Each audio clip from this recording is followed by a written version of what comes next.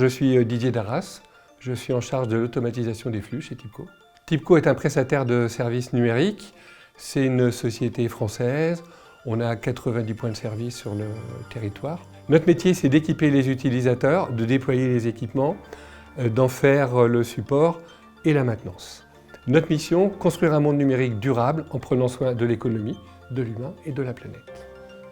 Depuis plusieurs années, la numérisation des métiers, la multiplication des outils, la multiplication des plateformes ont pour conséquence d'augmenter la charge mentale de nos collaborateurs à tous les niveaux d'entreprise. Concrètement, ça veut dire beaucoup d'opérations manuelles, de la saisie d'informations d'une application vers une autre, consulter beaucoup de fichiers annexes. Ce sont des tâches à faible valeur ajoutée.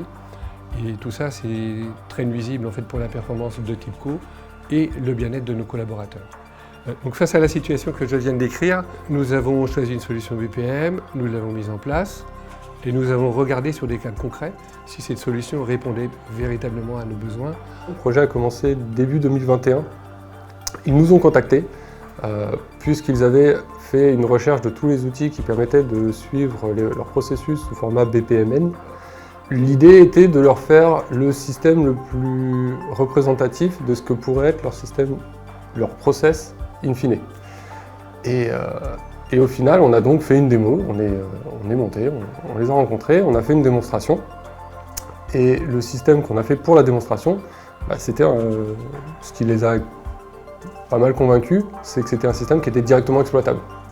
Nous avons démarré par des processus simples, côté fonction support, donc les achats, l'ARH, et ensuite nous avons pris un processus beaucoup plus stratégique chez TIBCO. Et depuis 2021, on les suit, et on les suit très très bien, parce qu'aujourd'hui ils ont largement éclaté le portefeuille de process qu'ils ont mis en place.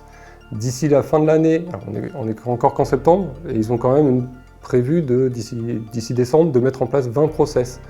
Donc ça, c'est de leur propre initiative. Donc s'ils sont capables d'imaginer pouvoir mettre 20 process, c'est qu'ils ont trouvé dans l'accompagnement qu'on a et dans l'outil quelque chose qui est facile à utiliser. Et c'est ça qui les motive. Les bénéfices sont vraiment immédiats. Je vais prendre deux exemples. Au niveau des achats, on a vraiment accéléré le temps de sourcing d'un partenaire. On a réduit de façon très importante le nombre de mails, le nombre d'échanges téléphoniques. Donc aujourd'hui, les achats sont beaucoup plus sereins par rapport à ces sujets-là. Deuxième exemple que je peux prendre, c'est pour le flux vente.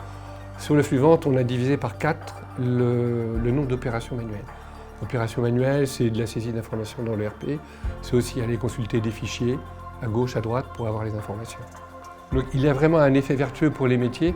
Les métiers comprennent que pour automatiser les flux, il faut absolument formaliser leurs pratiques. Alors, des difficultés sur le projet, on en a eu, parce que c'est normal, c'est un nouvel outil qu'il a fallu leur donner toutes les clés. Mais ils ont chez TIBCO, il y a un objectif, c'est de faire les choses simplement. Et tout de suite, malgré le fait qu'on leur explique qu'on est capable de faire des choses extrêmement compliquées, parce que oui, on sait faire des choses compliquées, c'est pas le but. Le but, c'est de faire quelque chose qui est visuel, quelque chose qui est simple, quelque chose qui est utilisé et quelque chose qui est utile. À partir de là, ils sont partis sur cette démarche-là, sur cette politique-là, et du coup, si on ne cherche pas à faire quelque chose de compliqué, on n'a pas quelque chose de compliqué. Et ça coule de source. J'ai formé la première équipe, le premier noyau dur. Ensuite, actuellement, je forme une couronne un peu plus large, donc des utilisateurs métiers, des futurs pilotes de process. In fine, on devrait former quelques utilisateurs finaux, mais nous, notre objectif n'est pas de former toute la société. L'objectif, c'est de former les utilisateurs clés qui vont diffuser l'utilisation dans toute la société. Et l'objectif, à terme, c'est que tout le monde utilise la solution.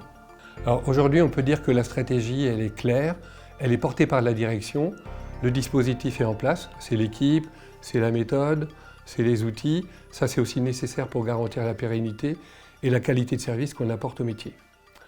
Et donc, on peut accélérer le déploiement.